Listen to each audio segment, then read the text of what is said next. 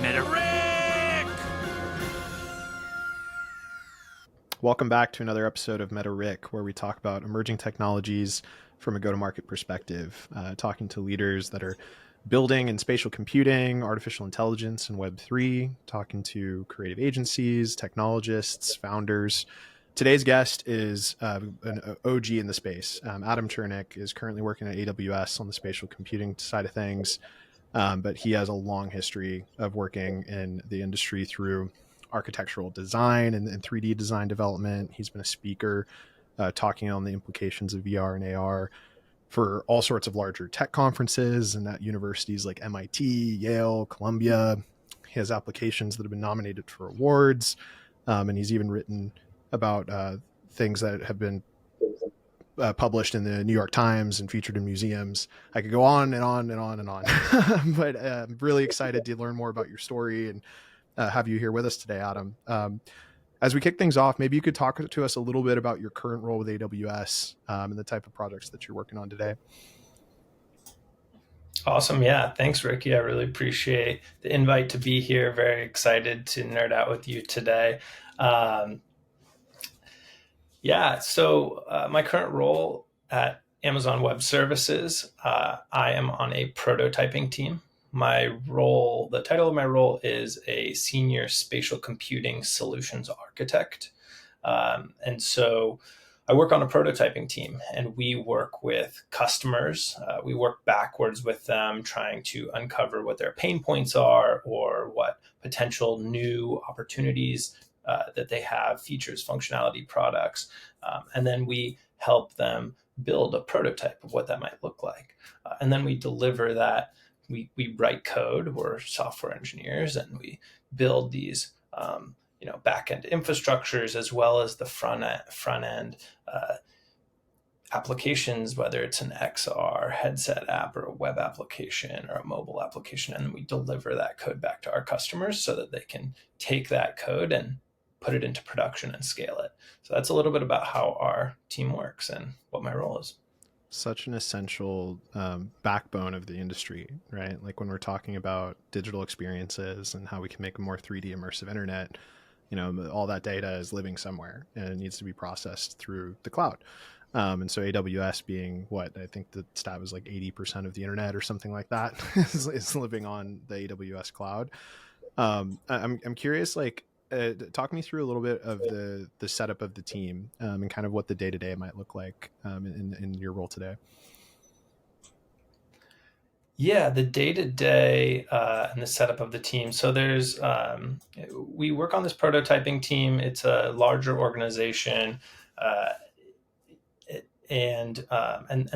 within that larger team, there's a lot of generalists. We're on sort of a sub-team that focuses specifically on spatial computing. And so any sort of workload that has anything to do with spatial, 3D, VR, AR, 3D scanning, LiDAR, photogrammetry, pipelines, digital twins, anything like that we'll get tapped on the shoulder and get involved in that type of thing. Yeah, so it's a smaller subset of prototypers. There's a few of us who are the solutions architects and writing the code, and then there's a rest of the team is helping to facilitate and support, and it's awesome. It's great to work with them. It's a pretty incredible role. I mean, you get to touch so many different aspects of these technologies, right? When we're talking about the cloud level, that to your point, I mean, you just listed off like 3 or 4 completely different segments of this new technology that all has to kind of funnel through that infrastructure. How does one even end up in a role like this, working on prototyping? Talk me through a little bit of your background of kind of how you started in 3D design and how that kind of led you down this path into what you're doing now. Yeah, happy to. I studied architecture, so capital A, not software architecture, buildings. And I studied architecture in my undergraduate degree and then decided to keep going and get a master's. So I have my master's of architecture, which was awesome because you learn a lot of incredible skills, both 2D graphics with Adobe Creative Suite, and then of course 3D modeling. So I started getting deeper into 3D modeling. I actually started 3D modeling in about 2007, and then went on to school and continued 3D modeling from there. Yeah, fast forward, I worked at a bunch of architecture firms. There's a thing called BIM, which is Building Information Modeling, which is sort of a new age way of creating blueprints in order to hand over to general contractors to actually build these buildings. And so, using BIM and Autodesk tools, we would create, these documents in what typically previously you would be drawing these in 2D. Now we're actually three-dimensionally modeling these buildings in order to create those two-dimensional drawings. And so I've led building information modeling teams at large architecture firms until I learned about virtual reality and augmented reality. And there's a little bit of a light bulb moment there where I sort of realized the potential inherent value that this inherently spatial technology can bring to this inherently spatial industry. We're asking all these questions and trying to solve all these spatial problems, and we're using some 3D tools. How much additional value can these immersive 3D tools bring to these workflows and to this industry? And my assumption was that these tools are going to bring a ton of value.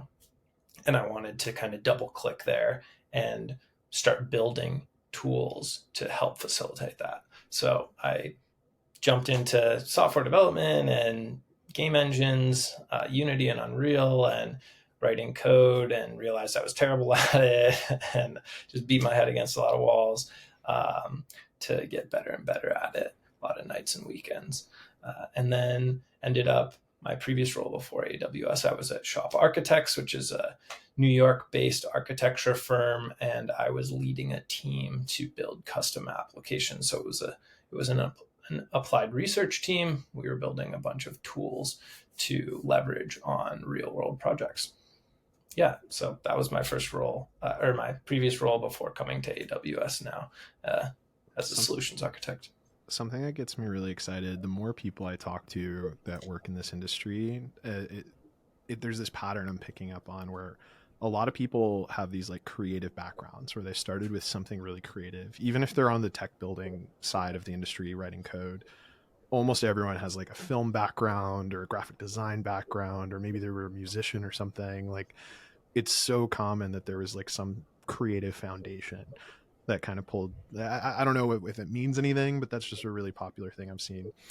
And then the second thing I've noticed as a pattern that's really common is people do a lot of code switching, where they'll basically learn a new skill and adapt. And I think when you're talking about emerging technology, that ability to adapt and change is so vital to work in these industries, because what changes in a year feels like a decade of innovation when you're on this cutting edge. It's part of why people get so excited about things like Apple Vision Pro, right? Is like the new iPhone is basically just a slightly better spec'd camera. There it is now. Yep, love to see it. It's basically, we've been seeing iPhones have less and less new functionality, new exciting features.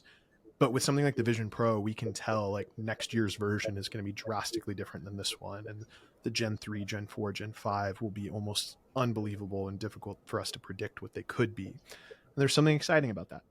But where that ties into your story and kind of leads to my next question here is I want to talk through those different stages of your career. So it sounds like you started on the design side, that pulled you into architecture, and then eventually pulled you into more application development and to the prototyping role you are now.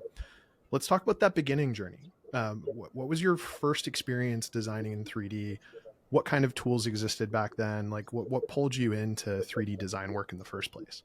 Yeah, I've always just been drawn to 3D, and I think it sort of had to do with my general awareness that I had a relatively good sense of direction early on, and I understood how spaces were. I was able to close my eyes and visualize three-dimensional space when I was relatively young, and I love that, and it was creative. I think I really relate to what you mentioned, where a lot of creatives in the industry are going into sort of immersive. And I think it's because it's fun and it's creative, and you get to be a dreamer and you get to be an adventurer and create things that have never been created before. It's very exploratory.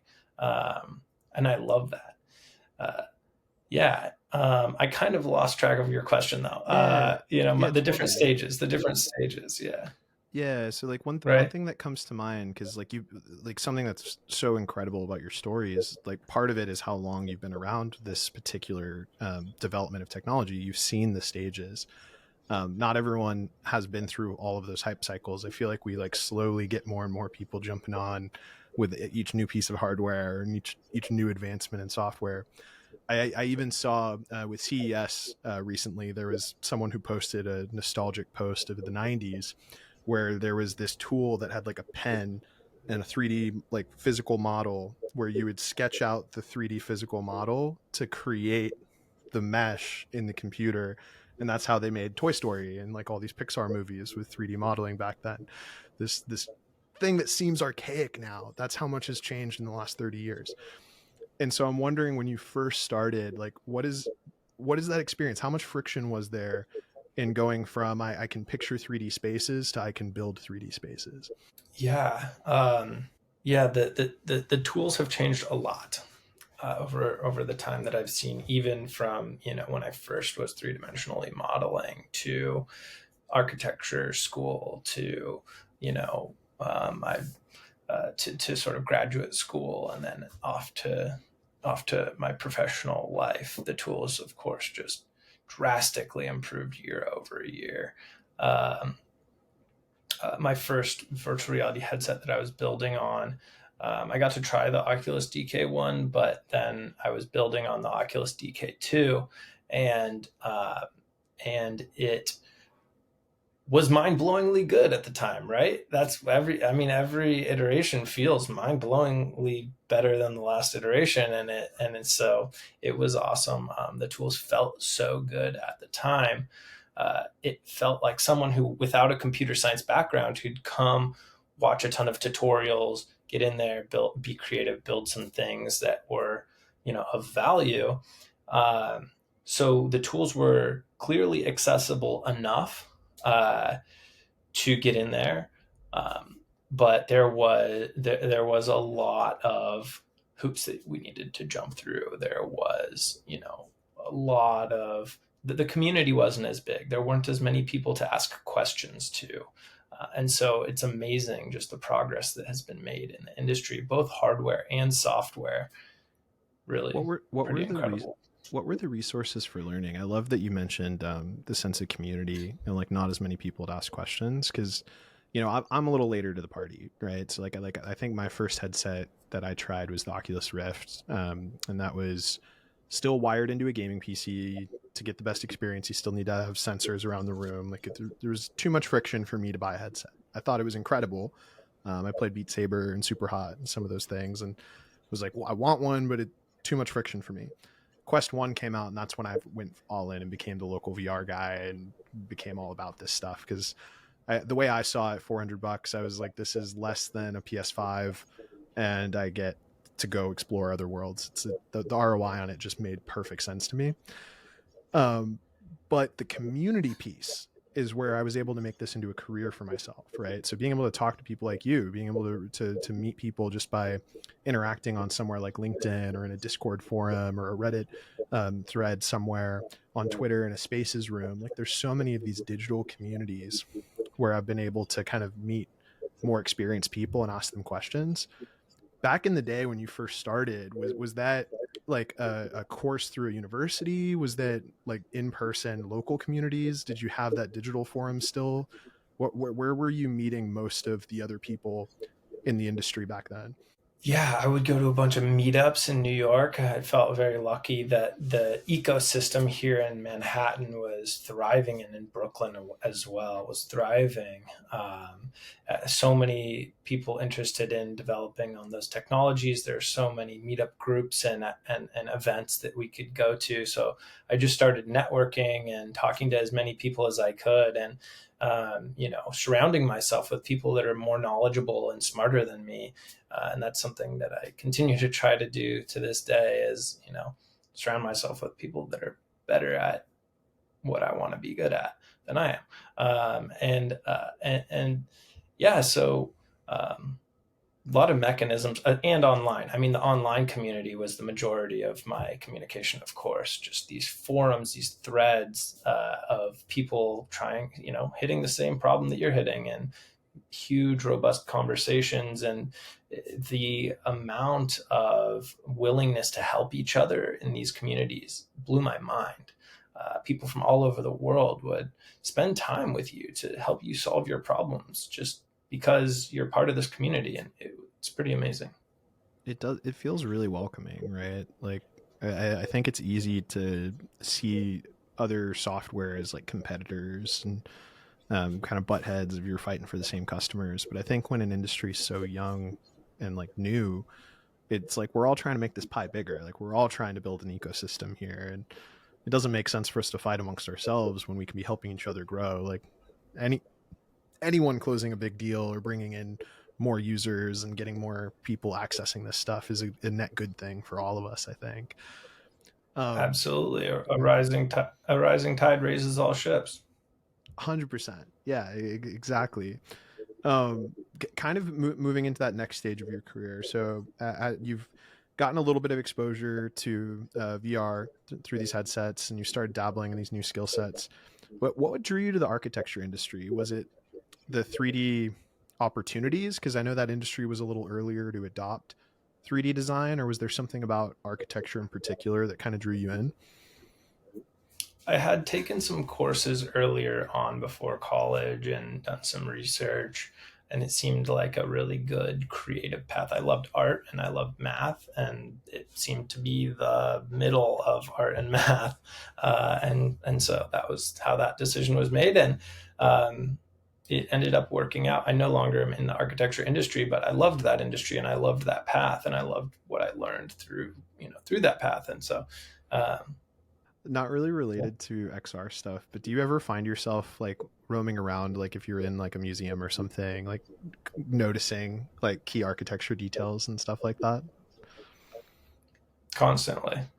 I feel like when Yeah, because yeah, I was a constantly.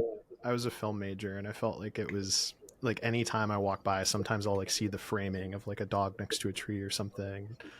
It's like impossible to turn it off. My Yeah, brain yeah, just thinks about the composition and the lighting, and you spend so yeah, many yeah. hours learning this stuff. It's beat in there. Yeah, yeah. Awesome. When it comes to um, I want to sit in the architecture world for a minute, because you spent a fair amount of time working in that space. Was most of your 3D work like on a computer, kind of desktop experiences, or like playing around with CAD files and stuff, or did you actually create like a lot of architecture apps that were like in VR or even AR type experiences?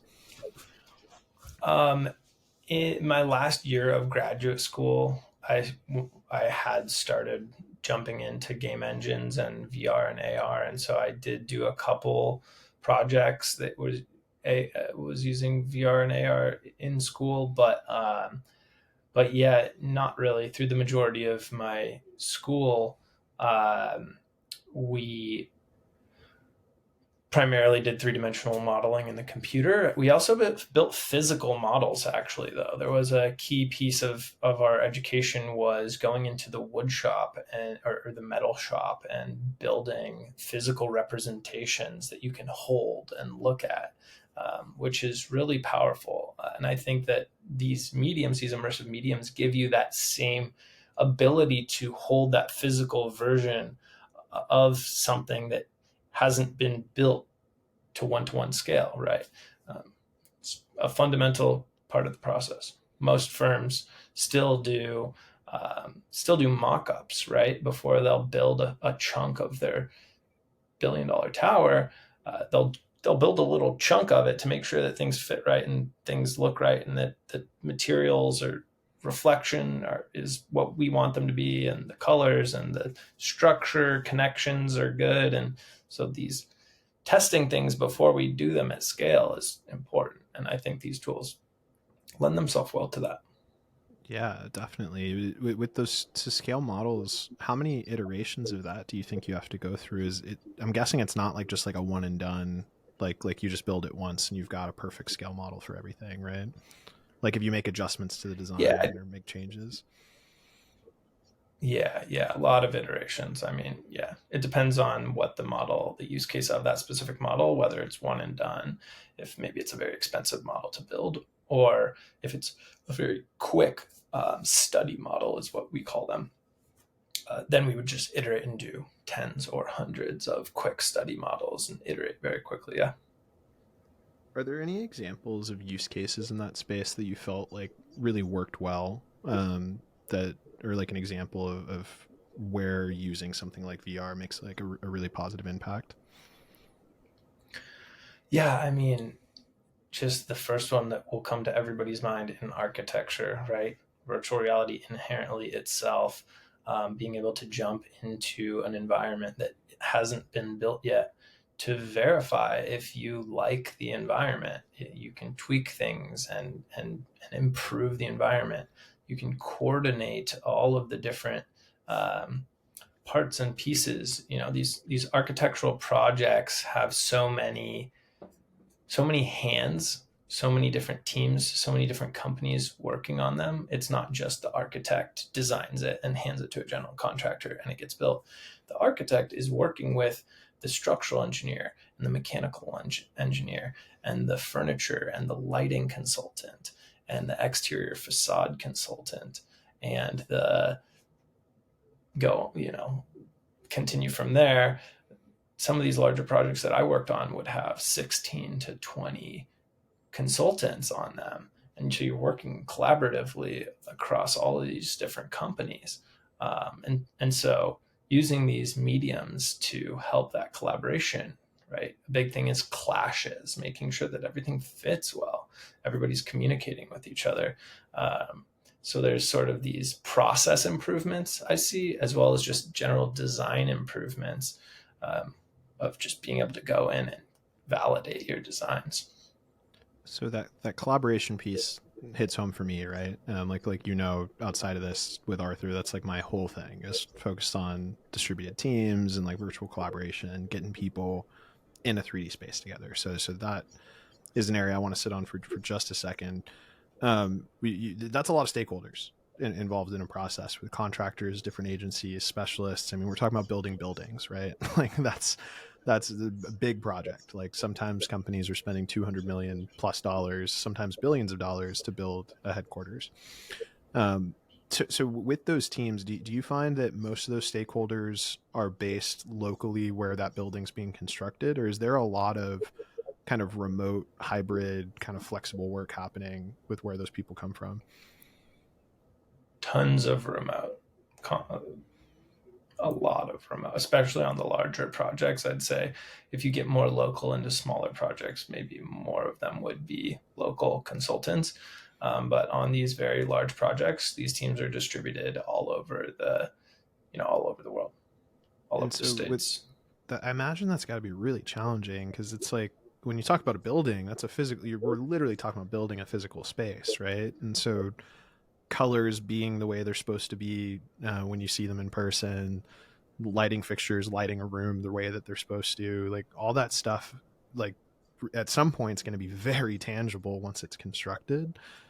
Where would you say like some of the bottlenecks are in the process for what are some of the biggest blockers in collaboration within that space? Um, some of the biggest blockers in collaboration. Um, I think there's been huge improvements on what I experienced as blockers. Autodesk, software company that builds a lot of the tools, the core tools that are used in architecture, engineering, construction. One of the main ones is Autodesk Revit. Uh, Incredible tool. I love that tool. I spent 7 years of my life, way too many hours in that, and so back in the day, pre what is now called BIM 360, they have cloud-based tools now to basically facilitate this collaboration more easily, which is a great move on their part. But before that, that didn't really exist. So we would have to federate, right, join together all of these 3D models from all of these different consultants, um, manually. And so that was a very difficult piece of the puzzle, was just the coordination of all of these different components and 3D models. Yeah. That's interesting. Yeah. So does file type make a difference too? Is there, like, as I hear Revit files come up pretty frequently, like Revit and CAD, I think are like the two most common that I always hear about, at least in that space. Is that something that is more standardized now, where like people kind of have the same file types and everything kind of works pretty seamlessly? Or is there a little bit of trying to patch things together? Yeah, there's still some, there's so many different tools for so many different jobs, and we're trying to make them all play nice together. And we call that interoperability, right? Moving these three-dimensional assets seamlessly between these different authoring tools, these different three-dimensional model authoring programs.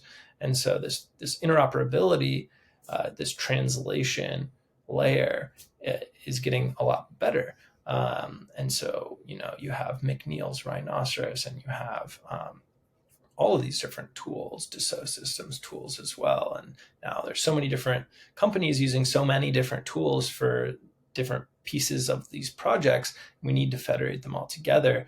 And so, yeah, that's a big piece of the puzzle, is conversion, translation, interoperability, and the tools are getting much more mature. It's exciting to see. It's interesting because on the marketing side, I think this is trickier because you've got platforms like Roblox or Fortnite where interoperability just doesn't make sense because they want to keep their platform sticky for their users. And honestly, I don't hear a lot of users begging to move from Roblox to Fortnite seamlessly either. So on the marketing activation side, interoperability is I think an uphill battle. It's talked about a lot, but it's like hard to achieve. On the enterprise side, though, it's a little different. It's like we want to be able to collaborate with multiple vendors and agencies and partners, and we want to be on the same page. Like with images, we all use JPEGs, right? Like it's pretty straightforward. With video, we've got MP4s and MOV, and there's still a little bit of friction and issues there sometimes, but we try to keep it as straightforward as we can with an accepted kind of file structure. What do you think about and by the way, I know very little to nothing about this, so I don't know how much you do. We can skip past it if it's not a great topic, but NVIDIA has been really pushing USD, right, as this potential standard of 3D files should all be USD. And they're trying to make that kind of fix the interoperability issue. Um, what do you think about that? Is that likely and plausible? Are there blockers with it that you see? Like, what are the chances that USD becomes this interoperable standard? Yeah, I really like USD. I don't claim to be sort of like a file type expert and deep knowledge on all the nuances between all of the different file types. Um, but yeah, it seems like it's a very robust spec that has everything that you would need. There's also GLTF is another standard that's compared to USD quite often, and again, I don't claim to know the benefits and drawbacks of the nuances of each of those specs, but what I want to say generally is I'm very excited for how robust and how optimized these formats are becoming, how much information you can embed into these assets now, and it's just a drastic improvement. It's moving forward, these formats are going to make interoperability and spatial computing able to become more mainstream. It's a fundamental key uh, to this whole thing. So really excited to see the developments there. Yeah, I like what you said about it being kind of key to making it mainstream or ubiquitous, the word that gets thrown around a lot, right? I agree with that because we kind of saw this happen with photo and video, right? Because at the end of the day, it's all content. Like it's content creation. It's part of why we have so many creatives drawn to it.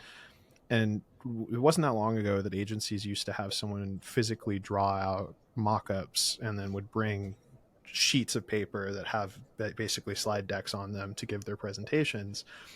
But then it got easier and more scalable to build out graphics and to create images, and now to create video with things like Sora, with what OpenAI is doing. It's crazy. And then we have these stock libraries too to pull from, on top of how much easier it is to create the custom content. So with photo, video, and graphic design, that is incredibly accessible now. 3D design is kind of just starting that journey, where we've got some stock sites like Sketchfab or TurboSquid or Unreal Marketplace and whatnot. The creation of those assets is still probably one of the biggest bottlenecks, I think.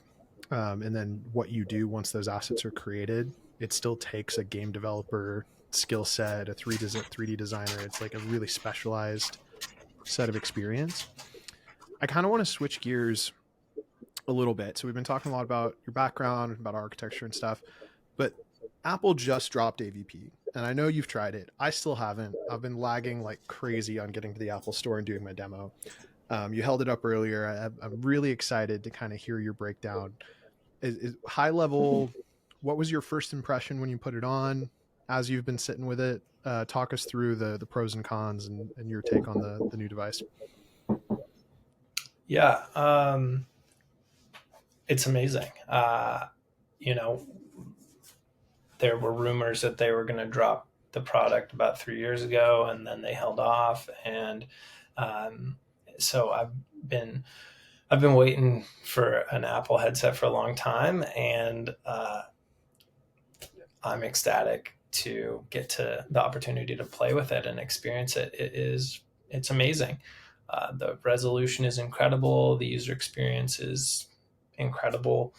Um, there's new mediums, these 3D immersive videos that have been more immersive than anything that I've experienced in the past. Just really, really incredible. But I also want to, go on to also talk about, right, Meta's headsets are also amazing. So I don't want to, you know, take anything away from what Meta's doing, but I also definitely want to give kudos to Apple. Incredible work. These headsets are becoming better and better. Rising tide raises all ships again, right? The pass through is amazing. Uh, the stability, the interactions, the application ecosystem. I mean, I'll tell you a couple of my favorite things about the Vision Pro that I'm excited about is I am an iOS developer. Through some of these real-time engines, I've built out iOS applications and I've launched those applications to the Apple App Store. It's the process is so similar. Right now, you're taking this massive population of folks who already know Swift, who already know how to develop iOS applications. They already know the whole Apple developer ecosystem.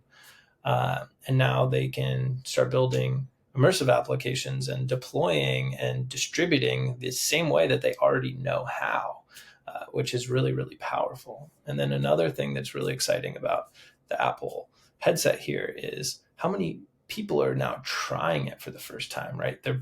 It's important to talk about their brick and mortar presence. They are onboarding waves of huge numbers of people to trying XR that have never tried XR. And a lot of people are getting their mind blown, frankly. They're realizing how impactful this technology can be for the first time, because it's finally, at that user experience level, at that resolution level where it is able to provide them and give them sort of sight to the true value that we knew could come eventually, and now they're able to see it, which is awesome. Yeah, as someone who hasn't tried it, I think I would echo the access and the ability to scale Apple's brick and mortar to just get more people to try this stuff. Because these headsets are already capable of doing some really amazing things. Like, to your point about other devices like Quest and HTC, Lenovo, like there's all these companies building great devices, and I think that there's just a lack of accessibility to trying them for the first time. I'm sure that you've had a very similar experience to me as like a local VR guy in your friend groups and in your community. And, I've probably watched 50 to 100 plus people put on a headset in front of me for the first time ever, it's always the same. It's always a childlike giggle. It's always a huge smile on their face. It's always a, oh, how much does that cost? Maybe I need one. That people always react exactly the same way. The trick is they needed to have that local VR guy that had one that on a game night or like after a night at the bars or whatever, like can just put one on their head and let them try it.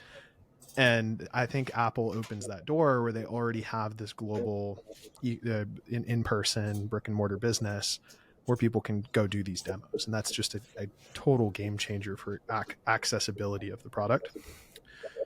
You mentioned you're an iOS developer though. So there's a question that I have.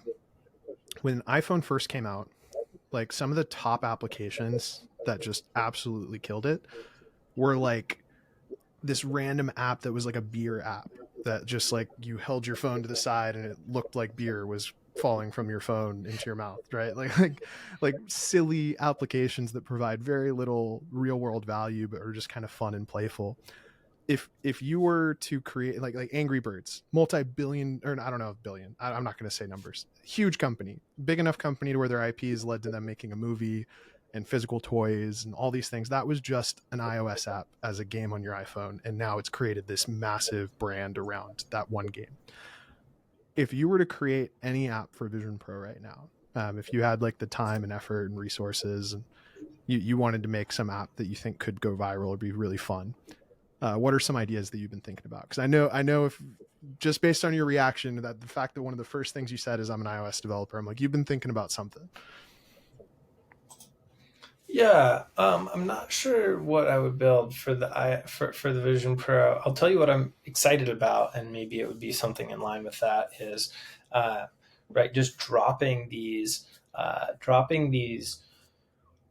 augmented windows everywhere. I love the idea of being able to walk to your kitchen and have your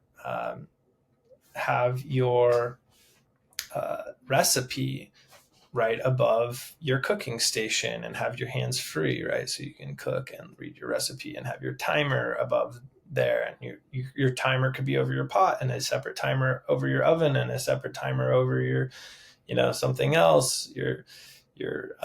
And so there's these, you could also have open a YouTube video or whatever you want to have this incredibly robust, immersive, comprehensive experience. And that's in your kitchen. You come to your desk, you have your 6 or 8 screens sitting here waiting for you.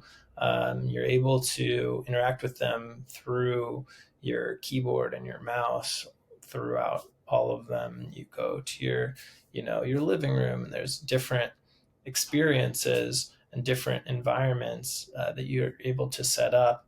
We're still early. We're not quite there yet. The headsets will need to get lighter.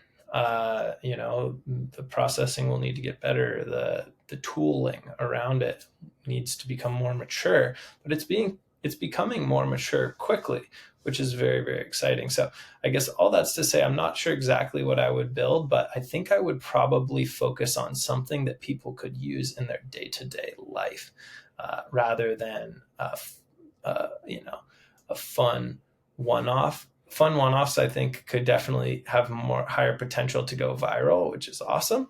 But I think I would like to do something more impactful. Yeah, that's fair. And I think there's also the iPhone example might be a poor comparison for this app store too, to be honest. The way that I keep describing the Vision Pro to people, again, transparently as someone who hasn't tried it yet, but just binged every review you could ever think of, it's more like a MacBook on your face than an iPhone on your face, right? So it's a little bit more like having a desktop tower when personal computing started. It's not like having a laptop. To be like kind of a differentiator that I try to explain to people that are new to the industry is that's the stage I would think of it as more like a laptop than like a smartphone. Kind of moving down into so we've talked a lot about kind of the background of your career. With what you're working on now, I think that this infrastructure side of things is really under talked about. We've got a lot of people talking about experiences on the front end. We got a lot of people talking about hardware, but not a lot of people talk about the infrastructure. what are some of the like most impactful innovations you think that might go unnoticed to end users when it comes to spatial computing? Yeah, absolutely. This is a fun one. And I think that these also lend themselves well to understanding why and how the technology is moving so quickly.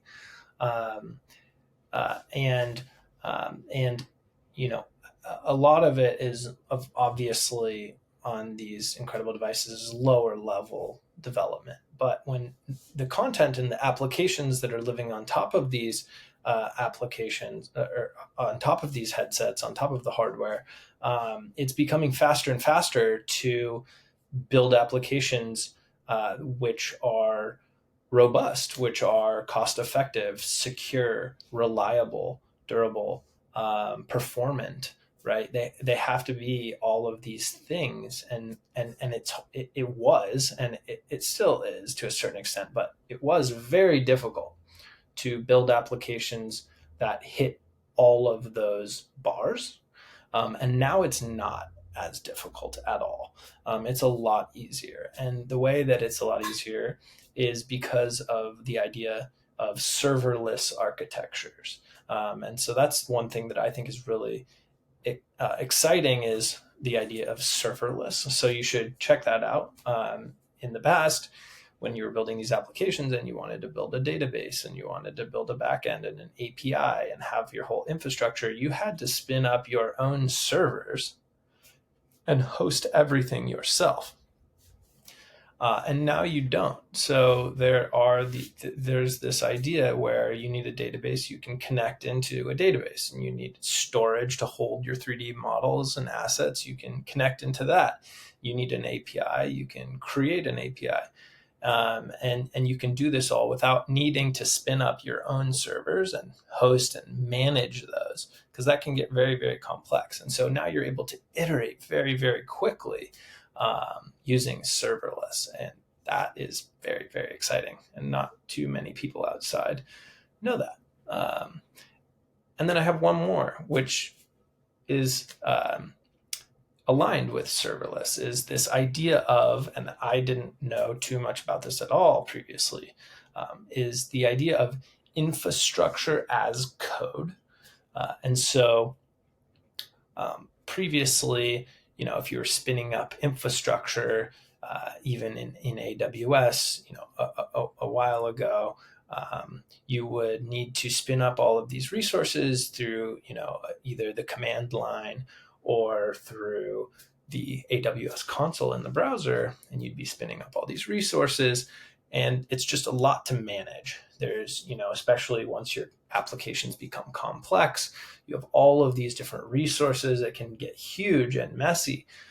And now infrastructure as code, there's a thing called the CDK, and Amazon's Cloud Development Kit, which allows you to, instead of using CLI or using Amazon's console to create and manage all of this infrastructure, now you can just write code which creates and manages all of this infrastructure. So now you can actually version control your code, which is representative of your cloud infrastructure. And it is this beautiful, exciting mechanism to build and maintain robust production level applications at scale, in a way that previously wasn't there. And so that is also an incredibly exciting move.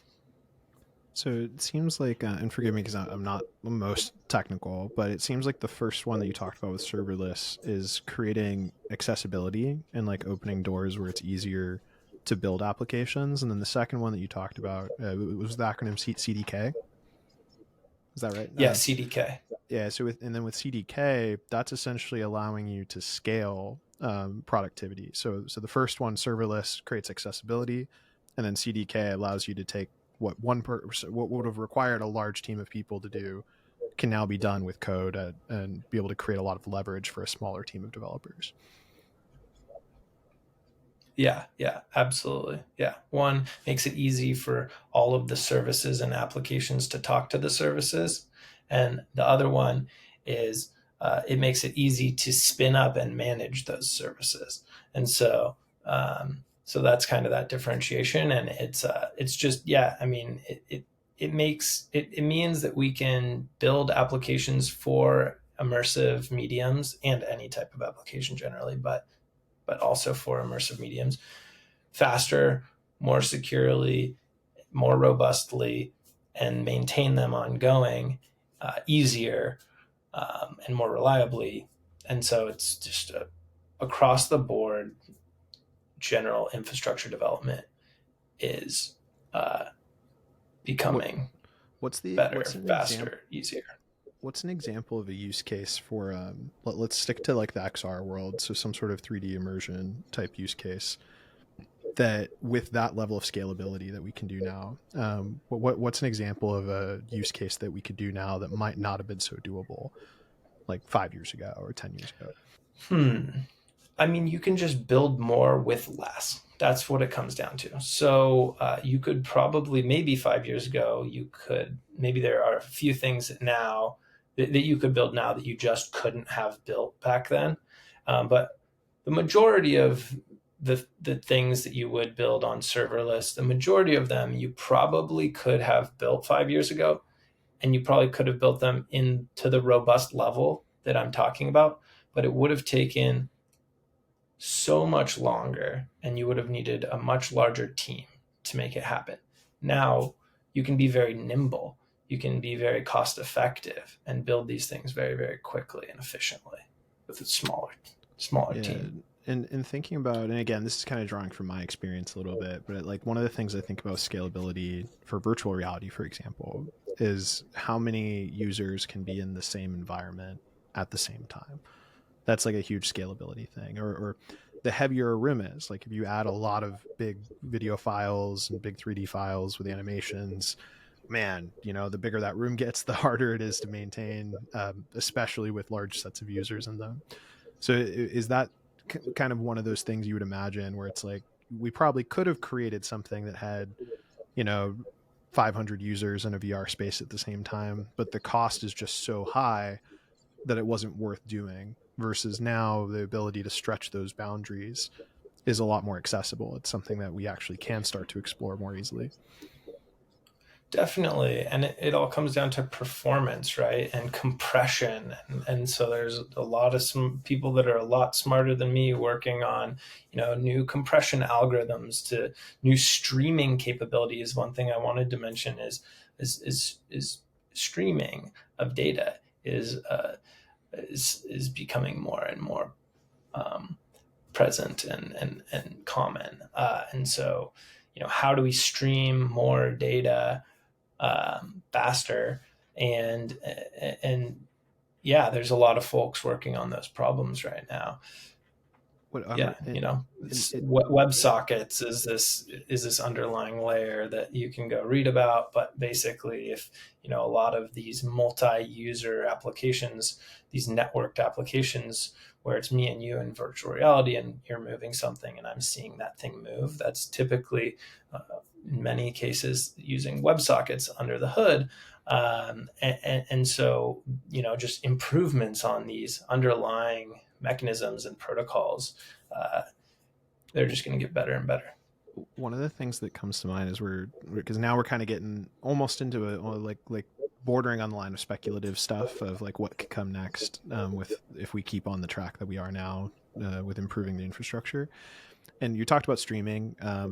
Congrats to, I think Amazon recently made like one of the biggest purchases ever for streaming a playoff game for the NFL next year.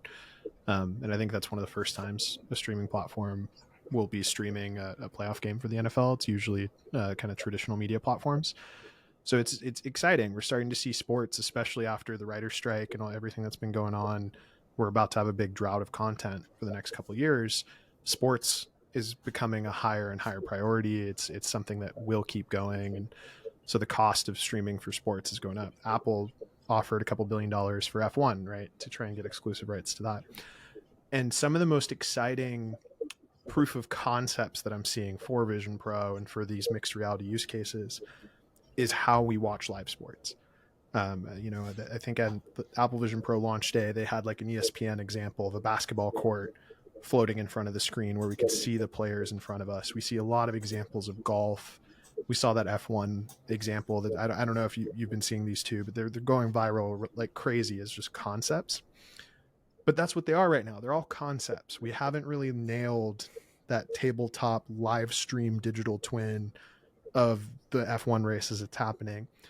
How far away do you think we are from those prototypes actually being real? Like, do you think that's something that with the existing infrastructure could happen within a year? Do you think this is still 3 years away, 5 years away? Just how close are we to some of those things becoming a reality? It depends what you consider real. I would need you to define real. Well, I think like simplified versions of what you're talking about, we're going to see in 2024. We're going to see it this year. We're already seeing some demos similar to what you're talking about. But there's a bunch of startups working on those types of problems right now. As early as later this year, we'll see some good simple versions of that.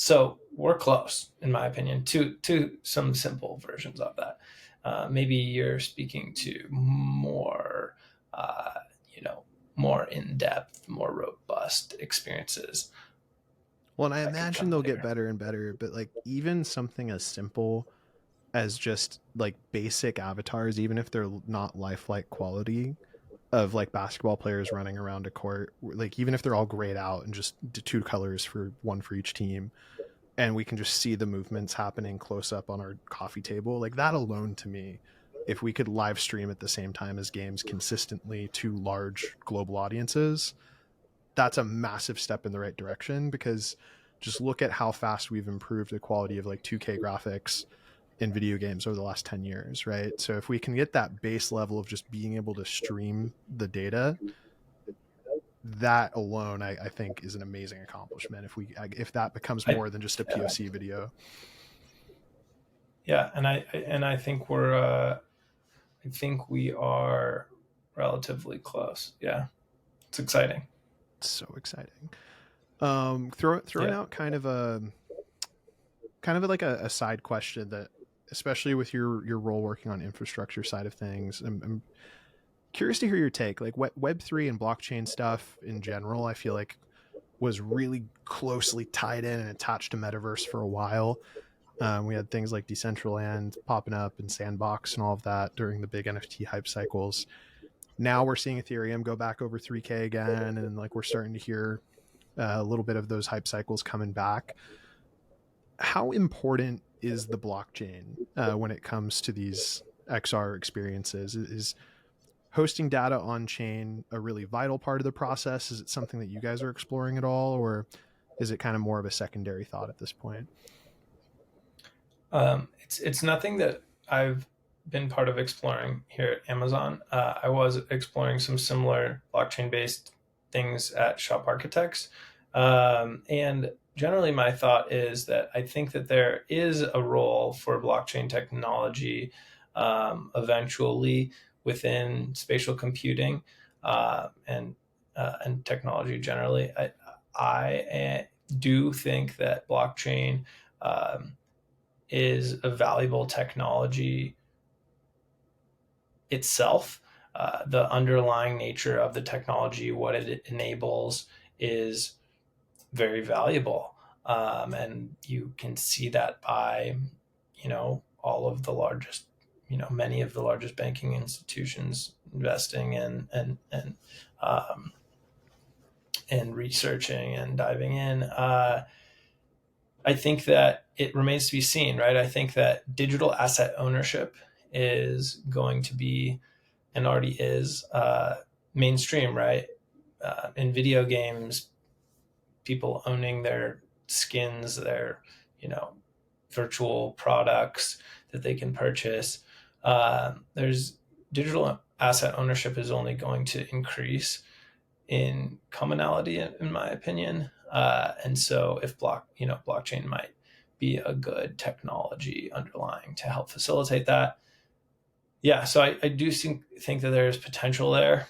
Um, we're going to see how it plays out over the next, 5, 10, 15 years.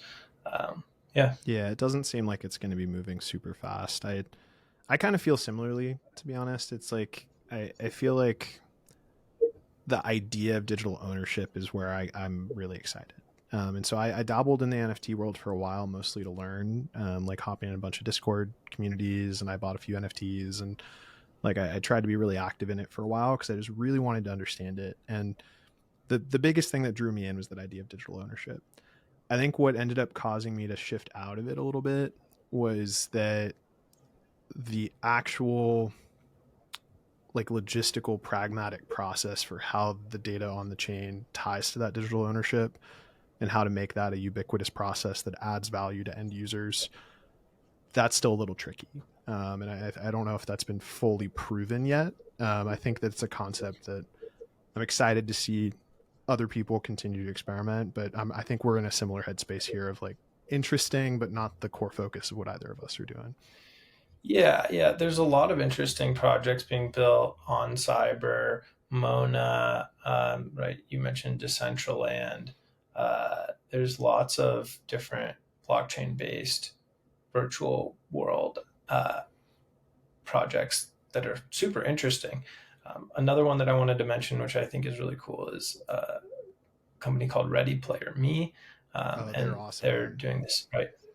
This interoperability of avatars, and I think we're gonna see a larger scale version of what they've done with avatars, but for many types of digital assets, right? Not just avatars, but many types of digital assets that are now interoperable between different virtual worlds and different games and different experiences. Yeah, the Ready Player Me concept is awesome. I use mine all the time. I think they're doing something really, really smart. The one thing with it, though, and because I mostly focus on enterprise use cases more than consumer, is like the photorealism of avatars is a big topic of discussion. Now, in my experience, most people seem more attracted to more photorealistic, less cartoony avatars in the enterprise world. But I still hear a few people now and then talking about wanting it to not quite look exactly like themselves, to try and have it be almost like a separate digital persona.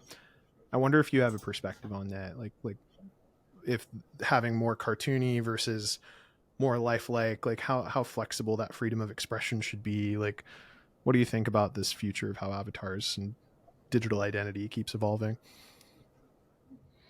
Yeah, honestly, it's not one of my main focuses. I think I could be partial to more abstract uh, sort of personifications and avatars, but I understand people's desire for photorealism. I just think that the technology still needs to become a little bit more mature.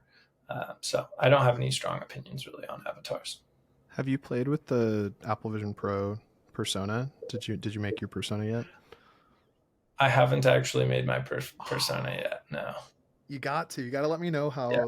how that process goes, because I think I'll in review I'll let you videos they know. kind of cut it down, right, and they just kind of show you the snippet version. But I'm curious how much effort it really takes to like get from the scan to a usable avatar. But I gotta say, I've had a few people FaceTime me from them now, and it's pretty crazy. Like, I've noticed with my friends that don't have as much hair, like that got really short haircuts or even are bald, it's like damn near lifelike. Hair, I think, causes it to be this little action figurey, kind of because the hair is rigid, you know. Um, but it's pretty incredible, especially their latest update from what I've seen. Yeah. We're getting close to time here, but there is a two more questions that I wanted to try and get to. So one of them I was just mentioning, like my focus is more on enterprise VR for the most part. I know that you work on prototyping for so many different types of projects, but specifically in that area around enterprise VR, what are some of the top use cases that you think are worth exploring, or ones that you're seeing a lot of traction with? Yeah, we're seeing a lot of traction with manufacturing. We're seeing a lot of traction with automotive, aerospace, CPG, and retail, e-commerce, right? Web 3D. as well as architecture, engineering, construction, real estate. Those are some of the main industries. And with those industries, is it Yeah. mostly internal, like hard skills training? Is it like client engagement, like external workshops, or where do you see the use cases? Yeah, a lot of our use cases are more like process focused for those specific industries. Digital twins, right? IoT command, digital twin command center of bringing in Internet of Things data from your manufacturing facility into one place to be able to manage the health of your and manage operations of your facilities more elegantly, more smoothly.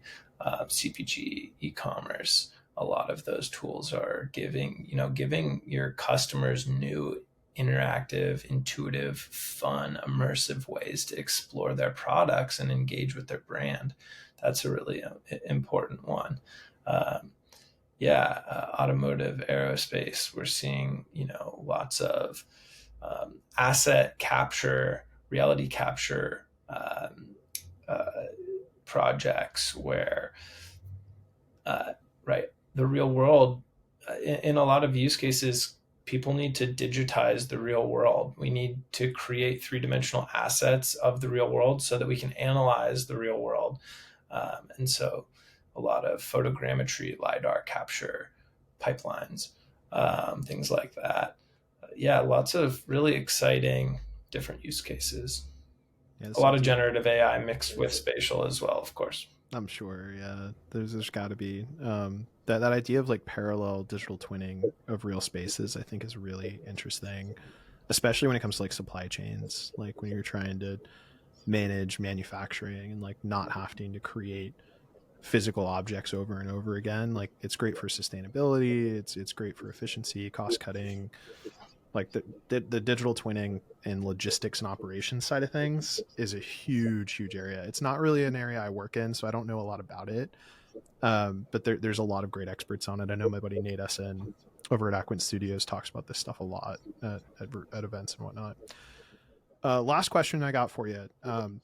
Any problems that you see in the space that don't have good solutions? So pretty broad, spatial computing in general. So that could be web-based 3D experiences. It could be marketing and gaming. It could be virtual training, digital twins and operations, any of this stuff. What's an example of a problem you don't think there's a good solution for yet? Yeah, I think my answer to that is, if it was going to be, another follow up here, I think about kind of like if I was going to start something or do something, what would I focus on? And the things that get me really exciting, some of these problems that need to be focused on further, for immersive specifically, I think analytics is a big one, and tooling around analytics. A lot of, right, we um, thinking about practical use cases. A big part of our job is to make sure that if our customers come to us with a shiny idea that that might not have a practical use case, we need to, right, be we need to be there to really work backwards and gain as much context and perspective as we can, to evaluate the idea, and with our industry and expertise, you know, uh, make sure that all of these solutions are sort of grounded in a practical value, practical business value, right? And so anything around analytics and tooling, which can drive real world value and prove the usage of these tools, I think that's exciting. Another thing is anything that can decrease barriers to entry for users to use these tools or for developers to develop on these tools. I think anything that can decrease your clicks, anything that can turn what would be 1,000 clicks into one click, is going to be exciting to me. And then another thing, thinking about pixel streaming and GPU shortages, or just GPU usage generally, right? Like everybody needs GPUs for lots of different things now, right? AI, ML, spatial computing, GPUs are really important these days. And so I think one thing that is really exciting is the fractionalization of GPUs. And so how do we take one GPU and sort of split it up so that multiple people can leverage that GPU, and have flexibility between hardware. And so certain things around that are also really exciting to me. Those are all three very interesting. Those is such a good answer to that question. The analytics side I hear about frequently. Like this is a big thing I think on the MDM side of like managing devices within an enterprise in a way that's secure, a platform that's really usable to manage those devices, and then also the analytics on tracking usage. Those are all it's very difficult. Like ArborXR and ManageXR are great kind of startups that are trying to solve this problem, but they're still pretty early. And then there's a lot of legacy providers that have their own MDMs, like Meta for Business. Lenovo's got one. Like everyone's trying to solve it, but I don't think there's like a really perfect solution for it yet. And then Apple announced one. Yeah, yeah. MDMs are very, very key to this entire thing. yeah, it's a big focal point. It's something that Mark Grobe from UPS was talking with me about too. Like the enterprise side, like just being able to really control the security of it, the analytics of it. Also for enterprise, he mentioned something that I hadn't thought about before, which is for consumer based metaverse use cases, people are using their own Wi-Fi to stream all of these experiences and the content. But if it's an enterprise, that's your own data, your own Wi-Fi, your own costs to be able to run and manage and host all of these experiences. That's not something that you can pass that cost on to your million users around the country or whatever. So I thought that was another kind of interesting one.